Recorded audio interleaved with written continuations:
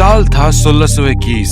Pacific ocean का एक छोटा सा वोल्केनिक आइलैंड जिसे अचानक 30 वारशिप और 2000 हैविली आर्म्ड मर्सिनरीज ने चारों तरफ से घेर लिया था। यह मर्सिनरीज किसी राजा के लिए जमीन जीतने नहीं आए थे और न ही उनका मकसद कोई रिलीजियस वार लड़ना था। इन्हें एक सीईओ ने भेजा था और वो यहाँ एक ब्रूटल कॉर्पोरेट रीस्ट्रक्चरिंग एग्जीक्यूट करने आए थे। अगले ही कुछ दिनों में उन्होंने घर घर जाकर स्लॉटर शुरू कर दिया। विलेज के बुजुर्ग लोगों के गले काट दिए गए और औरतों और बच्चों को जिंदा कुएं में फेंक दिया गया। सिर्फ कुछ ही दिनों के अंदर 15,000 लोग, जो कि उस पूरे आइलैंड की 90% आबादी थी, उसे एक्सटर्मिनेट कर दिया गया। और उनका गुनाह क्या था? उन्होंने एक एक्सक्लूसिव सप्लायर कॉन्ट्रैक्ट साइन करने से इनकार कर दिया। यह किसी पागल डिक्टेटर की सनक नहीं थी। इस पूरे मसाकियर को ऑर्डर, फंड और एग्जीक्यूट किया था एक पब्लिकली ट्रेडेड कॉर्पोरेशन ने। और सबसे डार्क बात यह है कि जब इन लाशों की खबर यूरोप बैठे उनके बोर्ड ऑफ डायरेक्टर तक पहुंची तो उन्हें इनमें कोई वार क्राइम नहीं दिखा। उन्हें एक ब्रिलियंट बिजनेस मूव दिखा, क्योंकि उनके लिए इंसान सिर्फ नंबर्स थे और खून सिर्फ कॉस्ट ऑफ डूइंग बिजनेस था। आज हम किसी राजा या एम्पायर की बात नहीं करेंगे। आज हम एक्सपोज करेंगे दुनिया की सबसे पहली, सबसे अमीर और सबसे रूथलेस मेगा कॉर्पोरेशन को। एक ऐसा कार्टेल जिसने आज की मॉडर्न कॉर्पोरेट ग्रिड का ब्लूप्रिंट तैयार किया। यह कहानी है the Dutch east India company की। लेकिन यह समझने के लिए कि कुछ आम बिजनेसमैन के पास एक पूरी सिविलाइजेशन को प्रॉफिट के लिए स्लॉटर करने की पावर आई कहां से, हमें कहानी को थोड़ा रिवाइंड करना पड़ेगा। तो कहानी की शुरुआत होती है 16th सेंचुरी यूरोप से।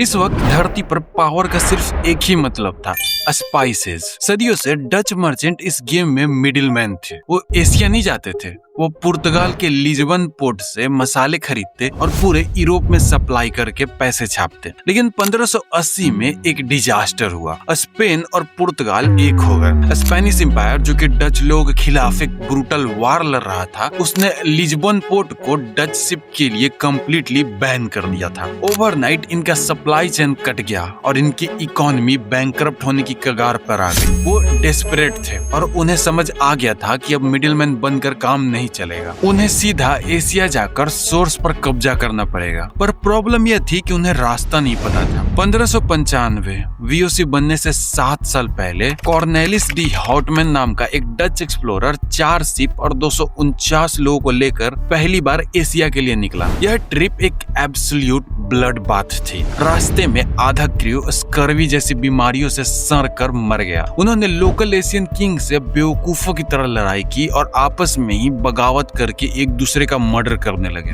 जब वो 2 साल बाद नीदरलैंड वापस लौटे तो 249 में से सिर्फ 87 जिंदा लाशें बची थी। लेकिन उनके जहाज में इतना ब्लैक पेपर और नटमेग भरा था कि इस मैसिव ह्यूमन ट्रेजेडी के बाद भी इन्वेस्टर को सीधा प्रॉफिट हुआ। इन मरे हुए सेलर की लाशों ने एक कंसेप्ट प्रूफ कर दिया था, रिस्क कितना भी बड़ा हो, स्पाइसेस का प्रॉफिट हर चीज को जस्टिफाई कर देता है। इस एक ट्रिप ने पूरे देश में आग लगा दी। अगले कुछ सालों तक हजारों लोग अलग अलग शिप लेकर एशिया निकलने लगे। यह डच मर्चेंट आपस में इतना बुरी तरह कम्पिटिट कर रहे थे कि एशिया में स्पाइस के दाम बढ़ गया और यूरोप में गिर गए। प्रॉफिट खत्म हो रहा था। 1602 में डच गवर्नमेंट के मास्टर पॉलिटिशियन जोहान वान ने इंटरफेयर किया और यह कोई प्यार भरी मीटिंग या पीसफुल हैंडशेक नहीं था। यह हिस्ट्री का सबसे बड़ा state sponsored hostile takeover था। गवर्नमेंट ने एक नया कानून थोप दिया कि आज के बाद ईस्ट इंडीज में ट्रेड करने के लिए लीगल राइट किसी प्राइवेट मर्चेंट के पास नहीं होगी, सिर्फ एक स्टेट बैक्ड कार्टेल के पास होगा, जिसका नाम रखा गया द वीओसी। द वीओसी सारे छोटे छोटे मर्चेंट को मिलाकर बनाया गया था और आपस में नफरत करने वाले मर्चेंट की कनपट्टी पर लीगल बंदूक रख दी गई। उन्हें साफ बोल दिया गया कि या तो अपने दुश्मन कंपटीटर के साथ मर्ज हो जाओ या फिर तुम्हारी शिप ब्लॉक कर दी जाएंगी, तुम्हारा बिजनेस इलीगल घोषित कर दिया जाएगा और तुम्हें सड़क पर लाकर खड़ा कर दिया जाएगा। उनके पास कोई चॉइस नहीं थी। इन्होंने कंपटीशन को मार्केट फोर्स से नहीं, गवर्नमेंट की ताकत से क्रश किया था। पर एक ग्लोबल एम्पायर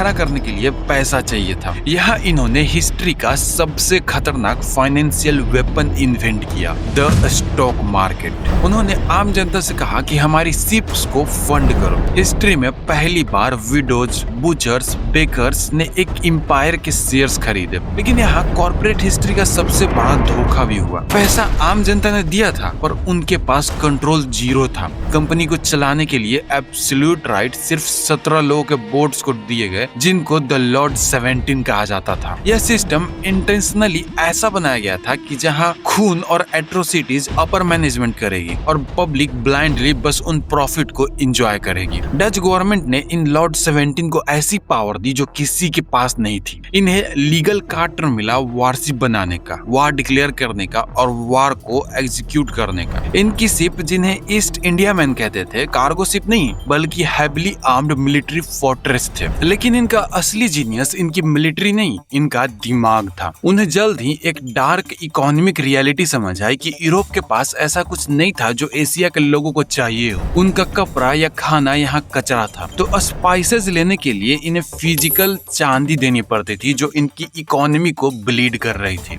इसका सॉल्यूशन उन्होंने पूरे एशिया को एक लूप में फंसा दिया। इन्होंने यूरोप से सिल्वर लिया, उसे इंडिया के सूरत और बंगाल में देकर वहां से सस्ता और हाई क्वालिटी टेक्सटाइल खरीदे। फिर उन इंडियन कपड़ों को इंडोनेशिया में देकर वहां से स्पाइसेस उठाए और उन स्पाइसेस को वापस यूरोप लाकर 1000% की प्रॉफिट में बेच दिया। इन्होंने प्योरली लॉजिस्टिक और मैथ से पूरी दुनिया की इकोनॉमी हैक कर ली थी। अब वीओसी रुकने नहीं वाली थी। इन्होंने पोर्तुगीज शिप को पायरेट की तरह लूटना शुरू कर दिया। जो लोकल इंडियन या एशियन राजा इनकी बात नहीं मानता, उसके पोर्ट को इनके कैनन मिट्टी में मिला देते थे। बैंडा आइलैंड पहुंचने से बहुत पहले ही वीओसी एक हैविली आर्म्ड, हाइपर एफिशिएंट और ब्लड थर्स्टी वार मशीन बन चुकी थी। इन्हें ह्यूमन कॉस्ट से कोई मतलब नहीं था, इन्हें सिर्फ अपने क्वार्टरली प्रॉफिट से मतलब था। 1620 तक इनका नेटवर्क परफेक्टली सेट था, पर इन्हें अभी भी एक चीज चाहिए थी, एक एब्सोल्यूट अनब्रोकन ग्लोबल मोनोपोली। और वो मोनोपोली इन्हें सिर्फ उस एक आखिरी बचे हुए आइसोलेटेड आइलैंड से मिल सकती थी। और यहीं से शुरू होता है ह्यूमन हिस्ट्री का सबसे डार्क कॉर्पोरेट स्लॉटर। सूरत और बंगाल से लेकर पूरे एशिया में अपना टेरर मचाने के बाद अब वीओसी की नजर पैसिफिक ओशियन के एक छोटे से वोल्केनिक चैन पर थी, जिसे द बैंडा आइलैंड कहा जाता था। 17th सेंचुरी में जमीन का यह छोटा टुकड़ा पूरी धरती पर सबसे वैल्यूएबल रियल एस्टेट था। इसका प्राइस था नटमेग, एक ऐसा स्पाइस जो इतना रेयर और हैविली डिमांडेड था कि उसकी कीमत अपने वजन के सोने से भी ज्यादा थी। सदियों से लोकल बैंडनीज लोग पीसफुली ट्रेड कर रहे थे। अरब, चाइनीज और जावानीज मर्चेंट आते और उन्हें फेयर मार्केट प्राइस देकर जाते। लेकिन जब वीओसी ने इस फ्री मार्केट को देखा तो उन्हें इसमें कोई फेयर ट्रेड नजर नहीं आया। उन्हें दिखी एक इनएफिशिएंसी, और एक कॉर्पोरेट मोनोपोली के लिए इनएफिशिएंसी एक ऐसा थ्रेट है जिसे एलिमिनेट करना ही पड़ता है। 1609 में वीओसी ने अपना एक एडमिरल बैंडा आइलैंड भेजा। मिशन सिंपल था, एक एक्सक्लूसिव कॉन्ट्रैक्ट फोर्स करना कि बैंडनीज अपना नटमेग सिर्फ वीओसी को बेचेंगे। बैंडनीज एल्डर ने साफ इनकार कर दिया। वो जानते थे कि अपनी पूरी इकोनॉमी एक फॉरेन मोनोपोली के हाथ में देने का अंजाम क्या होगा। जब डच एडमिरल ने फोर्सफुली टर्म थोपने की कोशिश की तो 40 अनआर्म्ड डच ऑफिसर्स आइलैंड पे उतरे, पर वो कभी वापस नहीं लौटे। लोकल ने उन सब को स्लॉटर कर दिया। एक नॉर्मल दुनिया में यह एक ट्रेजेडी होती, लेकिन जब इन मरे हुए ऑफिसर्स की खबर एम्स्टर्डम में वीओसी के बोर्ड ऑफ डायरेक्टर तक पहुंची तो उन्हें इसमें कोई ह्यूमन ट्रेजेडी नजर नहीं आई। उन्हें दिखा सिर्फ एक क्वार्टरली लॉस, और उस लॉस को फिक्स करने के लिए उन्होंने एक साइकोपैथिक जीनियस को भेजा। उसका नाम था जैन पीटर्स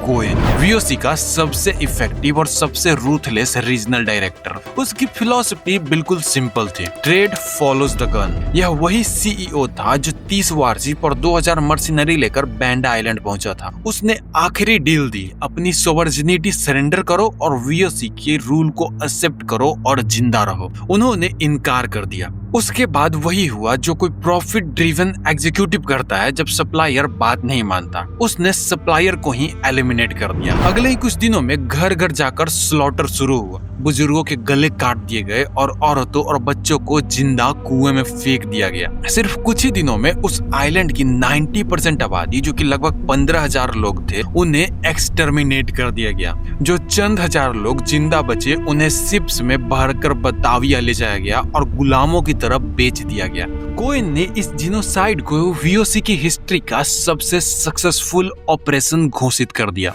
लेकिन स्लॉटर के बाद एक बड़ी प्रैक्टिकल प्रॉब्लम थी। लोकल तो मर गए, अब इन पेड़ों से नटमेग तोड़ेगा कौन? वीओसी के एग्जीक्यूटिव तो मिट्टी में हाथ नहीं डालेंगे। यहाँ कोएन ने पूरे आइलैंड को 68 इक्वल प्लांटेशन में बांट दिया, जिन्हें पर्किंस कहा गया। उसने यह जमीन अपनी रिटायर्ड सोल्जर और डच सिटीजन को फ्री में दे दी। शर्त सिर्फ इतनी थी कि तुम नटमेग उगाओगे और सिर्फ वीओसी को कौड़ियों के दाम में बेचोगे। इन्होंने एक दिन में जमींदारी का एक नया सिस्टम इन्वेंट कर दिया था। मजदूरों के लिए वीओसी ने ग्लोबल ह्यूमन ट्रैफिकिंग का एक मैसिव नेटवर्क खड़ा किया। बंगाल, मदागास्कर और ईस्ट अफ्रीका से हजारों लोगों को किडनैप करके यहाँ लाया गया। सबसे टेरिफाइंग बात यह थी कि वीओसी के फाइनेंशियल अकाउंट में इन किडनैप्ड इंसानों को डिप्रिसिएटिंग एसेट की तरह लिखा जाता था। ऐसी मशीनरी जिसका वैल्यू टाइम के साथ गिरती है। यहाँ मोर्टेलिटी रेट इतनी एक्सट्रीम था कि स्लेव लगातार मरते थे और सप्लाई चालू रखने के लिए वीओसी को हर साल नए इंसान इंपोर्ट करने पड़ते थे। खून और मौत उनकी बैलेंस शीट में सिर्फ एक ऑपरेशनल कॉस्ट थी। इनका कंट्रोल और डर इस लेवल पर था कि कोई मुट्ठी भर नटमेग स्मगल करता तो उसे जिंदा जला दिया जाता था। पर अब्सोल्यूट पावर अब्सोल्यूट पैरानोवा लाती है। बैंडा आइलैंड पर दबदबा बनाने के बाद वीओसी को लगने लगा कि ब्रिटिश ईस्ट इंडिया कंपनी उनके खिलाफ साजिश कर रही है। 1623 में इन्होंने 10 इंग्लिश मर्चेंट और कुछ जापानीज गार्ड को पकड़ा। उन्हें लीगली वाटर बोर्ड किया, आग से टॉर्चर किया और उनके सर काट दिए। एक कॉरपोरेशन ने दूसरी मेगा कॉरपोरेशन के लोगों को एक सोवर्जिन देश की तरह सरेआम एग्जीक्यूट कर दिया।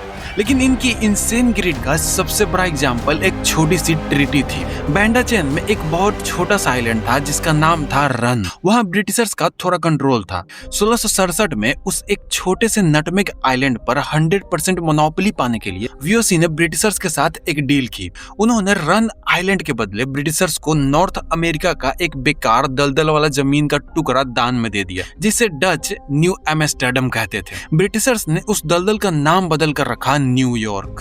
वीओसी ने सिर्फ कुछ किलो मसालों पर अपना कंट्रोल बनाए रखने के लिए आज की दुनिया का फाइनेंशियल कैपिटल मैनहट्टन को कौड़ियों के दाम बेच दिया था। ट्रू मोनोपोली सिर्फ सप्लाई ऑन करने से नहीं बनती, वो बनती है स्कार्सिटी को वेपनाइज करने से।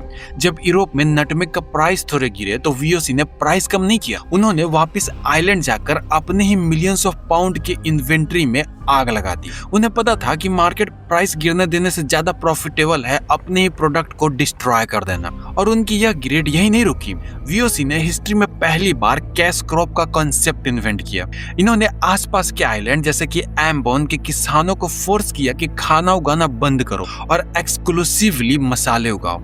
इसका नतीजा निकला भूखमरी। लोग भूख से तड़प कर मरने लगे और तब वीओसी ने इन किसानों के पास मदद नहीं भेजी, उन्होंने भेजे लोन शार्क। जिंदा रहने के लिए इन किसानों को वीओसी से ही मैसिव इंटरेस्ट रेट पर पैसे उधार लेने पर मजबूर किया गया। इस कर्ज ने उन्हें इंडेंट्योर्ड सर्विट्यूड के ट्रैप में फंसा दिया। वो कंपनी के लिए दशकों तक काम करते रहे, सिर्फ एक ऐसे क्राइसिस का कर्ज चुकाने के लिए जिसे खुद कंपनी ने इंजीनियर किया था। डेब्ट का मतलब था इंडेंट्योर्ड लेबर और इंडेंट्योर्ड लेबर का मतलब था फ्री वर्कफोर्स। यह कैपिटलिज्म नहीं था, यह रॉ अनएडल्टेड एक्सट्रैक्शन था। और इस एक ब्लूप्रिंट ने वीओसी को ह्यूमन हिस्ट्री का सबसे अमीर कॉरपोरेशन बना दिया।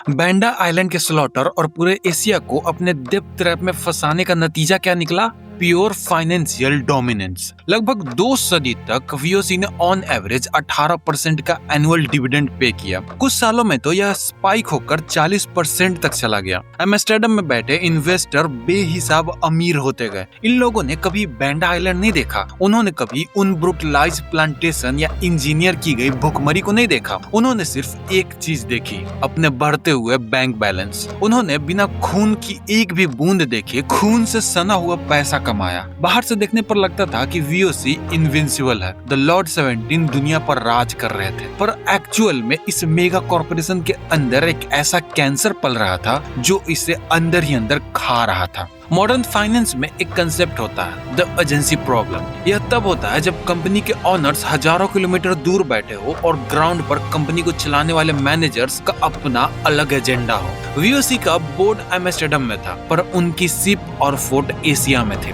मैसेज आने जाने में 1 साल लग जाता था। इसका फायदा उठाया उनके अपने ही कैप्टन और गवर्नर्स ने। इन ऑफिसर्स ने अपनी ही इकोनॉमी से एम्बेजलिंग यानी कि चोरी शुरू कर दी। यह लोग वीओसी के पैसों से स्पाइस खरीदते, पर उन्हें कंपनी के खाते में डालने के बजाय सीक्रेटली अपने प्राइवेट नेटवर्क में बेच देते थे। एम्स्टर्डम में बैठे बोर्ड्स को लग रहा था कि बिजनेस बढ़ रहा है, पर रियलिटी में ग्राउंड पर बैठे हर डच ऑफिसर्स अपना खुद का पैरेलल कार्टेल चला रहे थे। शिपयार्ड में एक्सट्रीम करप्शन फैल गया। बेसिक रिपेयर के लिए सप्लायर ने वीओसी को डबल ओवरचार्ज करना शुरू कर दिया। वीओसी इतनी करप्ट हो चुकी थी कि डच लोग ओपनली इसका मजाक उड़ाते थे। जब अपर मैनेजमेंट चोरी कर रही थी तो कॉस्ट कटिंग कहाँ हुई? उनके अपने ही लोअर लेवल एम्प्लॉयज पर। जो वर्क फोर्स, जो सेलर इनके लिए खून पसीना बहा रहे थे, कंपनी ने उन्हें इंसान मानना ही छोड़ दिया। उन्हें सस्ती रम में पे किया जाता, उन्हें महीनों तक सीप के निचले हिस्से में बिना फ्रेश खाने के रखा जाता। इसका रिजल्ट क्या हुआ? स्कर्वी, एक ऐसी बीमारी जिसने इंसान के दांत गिरने लगते हैं और वो अंदर से सड़ने लगता है। वीओसी के 200 साल के इतिहास में लगभग 10 लाख लोग यूरोप से एशिया गए इनकी शिप पर। इनमें से सिर्फ 1/3 यानी कि 1/3 वापस लौटे। बाकी सब रास्ते में या तो डिजीज से मर गए या एशिया के स्वैम्प में सड़ गए। उनकी बैलेंस शीट में इन हजारों लाशों की कोई कीमत नहीं थी। लेकिन वीओसी की मौत का आखिरी कील किसी और ने नहीं, मार्केट ने ठोका। 1700 के आखिर तक आते आते दुनिया बदल चुकी थी। अब यूरोप के लोगों को स्पाइसेस का ऑब्सेशन नहीं रहा था। नया ट्रेंड था कॉफी, टी और इंडियन कॉटन टेक्सटाइल। और यहाँ वीओसी ने सबसे बड़ी स्ट्रैटेजिक गलती की। वो नटमेग और पेपर पर फोकस करते रहे, जबकि उनकी सबसे बड़ी rival the British east India company ने इंडिया पर फोकस किया और उन्होंने टी और टेक्सटाइल के ट्रेड पर कब्जा कर लिया। वीओसी का रेवेन्यू गिरने लगा, पर एम्स्टर्डम में बैठे शेयर होल्डर को अपना 20% डिविडेंड हर साल चाहिए था। तो वीओसी के एग्जीक्यूटिव ने क्या किया? उन्होंने लोन देना शुरू कर दिया। अपने बिजनेस ऑपरेशन को ठीक करने के बजाय वीओसी हैवी इंटरेस्ट पर उधार लेती थी, सिर्फ अपने शेयर होल्डर को डिविडेंड पे करने के लिए, ताकि स्टॉक का दाम न गिरे। यह मॉडर्न हिस्ट्री का सबसे पहला state sponsored corporate Ponzi scheme था, और हर पोंजी स्कीम एक न एक दिन जरूर गिरती है। 1780 में वीओसी का बचा खुचा इल्यूजन भी टूट गया। द फोर्थ एंग्लो डच वार शुरू हुई। ब्रिटिश रॉयल नेवी ने वीओसी की बची खुची पुअरली मेंटेन्ड और करप्ट फ्लीट को समंदर में पूरी तरह से खत्म कर दिया। उनके सारे ट्रेड रूट ब्लॉक कर दिए गए। वीओसी, जो एक वक्त दुनिया की सबसे ताकतवर फोर्स थी, अब सिर्फ एक जिंदा लाश बन चुकी थी। उनका डेप्थ इंसॉर्मेंटेबल था, यानी कि कभी चुकाया नहीं जा सकता था। और आखिरकार 1799 में अपने पहले आईपीओ के लगभग 200 साल बाद डच ईस्ट इंडिया कंपनी को फॉर्मली लिक्विडेट कर दिया गया। $1 ट्रिलियन एम्पायर बैंकरप्सी में खत्म हुआ। डच गवर्नमेंट ने उनके सारे एसेट सीज कर लिए और उनके ऊपर चढ़ा सारा कर्ज अपने कंधों पे ले लिया। और कंपनी के आर्चीव्स, वो डॉक्यूमेंट जिनमें इनके सारे काले चिट्ठे और क्राइम लिखे थे, वो कन्वीनियंटली या तो खो गए या ऑफिशियल द्वारा जला दिए गए। 1799 में Dutch east India company officially मर गई। लेकिन सच्चाई यह है कि जो चीज कभी जिंदा ही नहीं थी, उसे तुम कैसे मार सकते हो? वीओसी कोई इंसान नहीं थी, यह एक मैथमेटिकल फॉर्मूला थी, एक आइडिया था, और आइडिया कभी नहीं मरता। कंपनी लिक्विडेट जरूर हो गई, उसके एसेट सीज कर लिए गए और उसके क्राइम्स को हिस्ट्री की किताबों से कन्वीनियंटली इरेज कर दिया गया, लेकिन वीओसी का बनाया हुआ मॉडल जिंदा रहा। उन्होंने मॉडर्न मेगा कॉर्पोरेशन को इन्वेंट किया था। Publicly traded stock, board of director, artificial scarcity, डेब्ट ट्रैप और शेयर होल्डर फर्स्ट का रूथलेसनेस, यह सब उस दौर में बन गया था जब दुनिया में इंडस्ट्री नाम का कोई वर्ड भी एग्जिस्ट नहीं करता था। हमें लगता है कि 400 सालों में हम बहुत इवॉल्व हो चुके हैं। हम खुद को तसल्ली देते हैं कि आज ह्यूमन राइट कमीशन है, लेबर लॉस है और कॉर्पोरेट ESG स्कोर्स हैं। लेकिन ध्यान से देखो तो बैंडा आइलैंड आज भी एग्जिस्ट करते हैं। फर्क सिर्फ इतना है कि आज मोनोपोली डच नहीं है, आज यह ग्लोबली डिसेंट्रलाइज हो चुकी है। आज वीओसी की तरह वारशिप और कैनन की जरूरत नहीं पड़ती। आज की मेगा कॉर्पोरेशन मार्केट को एल्गोरिदम, डेटा एक्सट्रैक्शन और पॉलिटिकल लॉबिंग से वेपनाइज करती है। 17th सेंचुरी में स्पाइस को कंट्रोल करके दुनिया चलाई जाती थी। आज डेटा, अटेंशन और ग्लोबल फूड सप्लाई को कंट्रोल करके दुनिया चलाई जा रही है। मुट्ठी भर फाइनेंशियल कार्टेल जैसे ब्लैक रॉक और वैनगार्ड दुनिया की लगभग हर बड़ी कंपनी में मेजोरिटी शेयर्स होल्ड करते हैं। वो डायरेक्टली सोवर्जिन नेशन की पॉलिसी डिक्टेट करते हैं। तरीके बदल गए हैं, यूनिफॉर्म बदल गए हैं, तलवारों की जगह स्प्रेडशीट ने ले ली है, पर द लॉर्ड 17 आज भी किसी न किसी बोर्डरूम में बैठे हैं। इन वोल्केनिक आइलैंड पर आज भी नटमेग के पेड़ उगते हैं। उन चंद सर्वाइवर के डिसेंडेंट आज भी वहीं रहते हैं, उस मिट्टी के ऊपर जिनके नीचे उनके पुरखों का खून आज भी दफन है। यह खून हमें हिस्ट्री का सबसे चिलिंग रियलिटी चेक देता है, एक ऐसा सच्चाई जो हमें मानने में डर लगता है। चाहे 1621 हो या आज का प्रेजेंट डे, सिस्टम उस दिन नहीं बदला था और सिस्टम आज भी नहीं बदला है। क्योंकि जब बात बॉटम लाइन और प्रॉफिट मार्जिन की आती है तो अल्टीमेट सवाल आज भी बिल्कुल वही है, एक इंसान की जिंदगी की कीमत आखिर तय कौन करेगा? एक राजा, एक भगवान या फिर एक शेयर होल्डर?